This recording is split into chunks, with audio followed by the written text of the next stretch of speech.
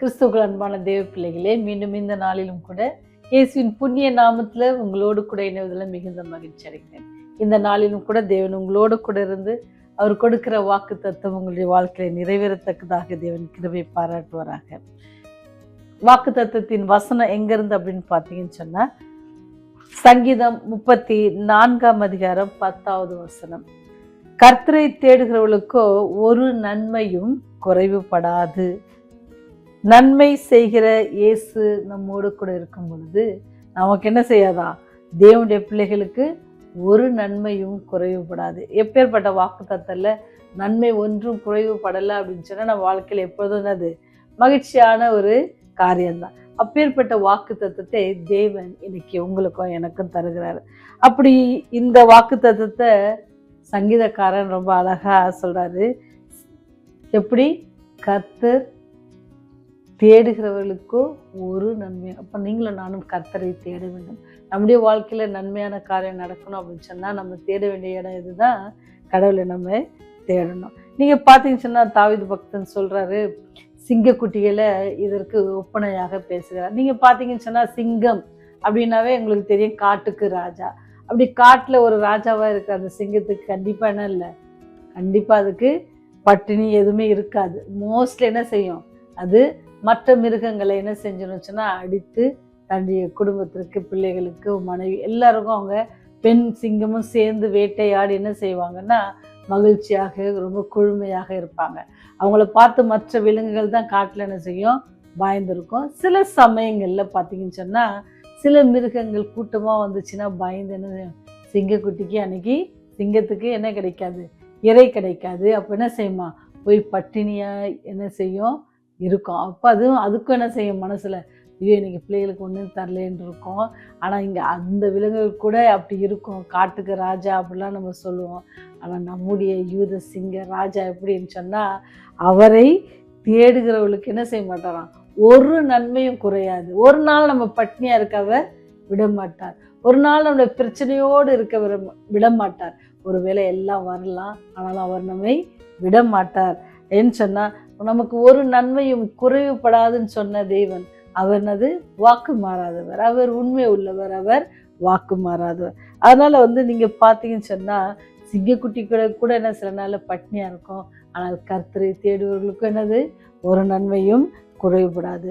ஒரு நாள் என்ன பண்ணன்னு சொன்னா, ஒரு வாலிபன் இந்த வசனத்தை கேட்கும் பொழுது அவனுக்கு ஒரு பெரிய கேள்வி. இந்த வசனத்தை போதகர் சொல்றாரு, ஒரு நன்மையும் குறைவுபடாது அப்படின்னு சொல்லி, நாங்களும் எங்கள் குடும்பமும் கர்த்தரை தேடுகிறோம். எங்க அப்பாவுக்கு என்ன இல்லை, ஒரு மாசமா இவ்வளோ பெரிய சென்னை பட்டணத்துல என்ன செய்யல, வேலை கிடைக்காம இருக்குது. அவருக்கு எந்த இடத்துல எங்கே போனாலும் என்ன செய்யல, வேலை கிடைக்காம அலையிறாரு.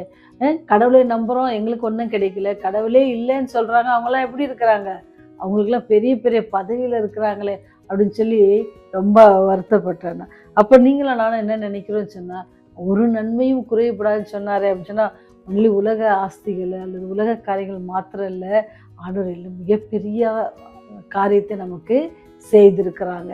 என்ன காரியம் நமக்கு பெரிய காரியம் செய்திருக்கிறாங்கன்னு சொன்னால், ஆண்டவர் சொல்கிறாரு, கர்த்தரை தேடுகிறவர்களுக்கு என்னது, அவருடைய முகத்தை நாம் தரிசிப்பதற்கான பெரிய மீட்பு ரட்சிப்பை நமக்கு கொடுத்துருக்குறாங்க. அந்த ரட்சிப்பு தேவனுடைய மீட்பை நாம் பெற்றுக்கொண்டோம் அப்படின்னு சொன்னால் அதுவே பெரிய நன்மையாக நமக்கு இருக்கும். இந்த உலகத்தில் நம்ம வாழ்கிற காலம் கொஞ்சம், நமக்கு வருகிற பிரச்சனைகள் நிரந்தரம் கிடையாது. ஆனால் அதெல்லாம் நம்ம பெருசாக நினச்சி வருத்தப்பட்டு இருப்போம் அப்படின்னு சொன்னால் அது நம்ம என்ன செய்யுமா, ரொம்ப சோர்வடைய செய்யும். இந்த உலகத்தில் வாழ்வதற்கே நம்மை வெறுப்படைய செய்யும். அதெல்லாம் நினைக்காதபடிக்கு ஆண்டவர் சொல்லியிருக்கிறார், ஒரு நன்மையும் குறைவுபடாதுன்னு.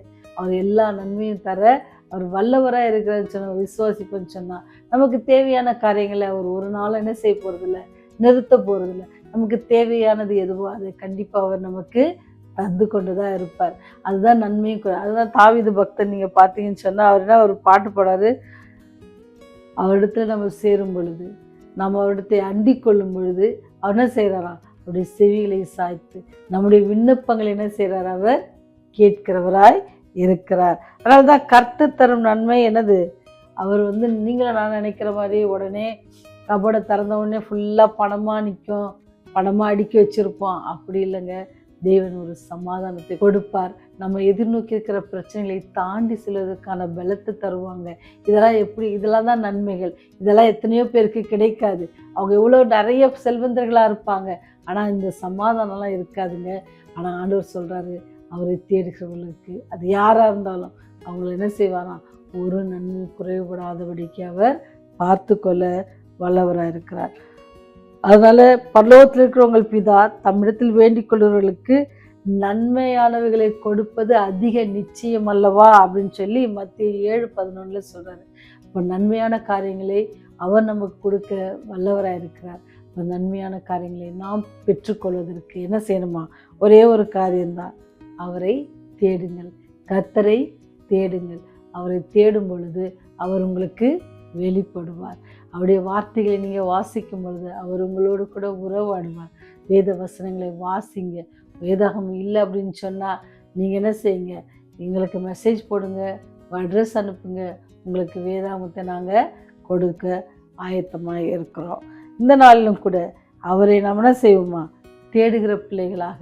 ஆண்டவரே, இவ்வளோ நாள் உங்களை தேடாதபடிக்கு மனிதர்களை தேடி பிரச்சனைகள் பின்பதாக ஓடி கஷ்டப்பட்டு கொண்டிருந்த ஆண்டவரே, ஒரு நன்மையும் குறைவுபடாதபடிக்கு பாதுகாத்து கொள்ளுகிறவர்கள், காப்பாற்றுகிறவர்கள் இருக்கிறேன் என்று சொல்லி ஆண்டவரத்தில் நம்ம ஒப்பு கொடுத்து ஜெபம் செய்வோமா? ஜெபம் செய்வோம்.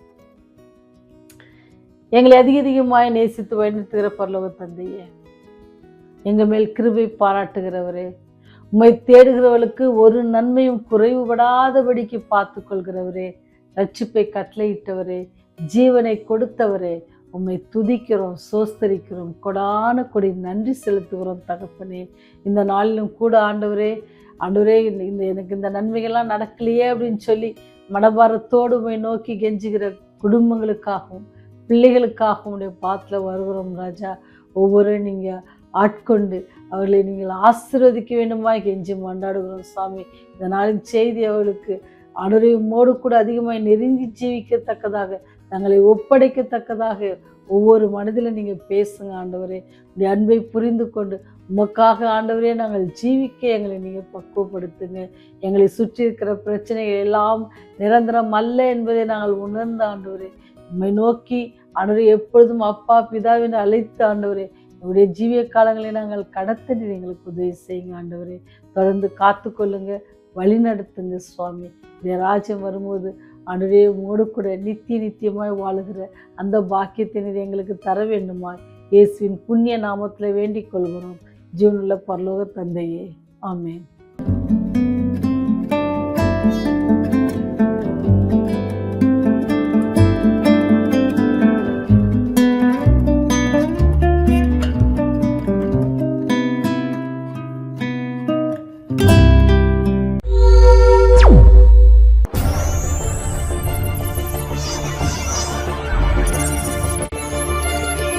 நீங்கள் பார்த்துக் கொண்டிருப்பது உங்கள் ரிவைவல் டிவி.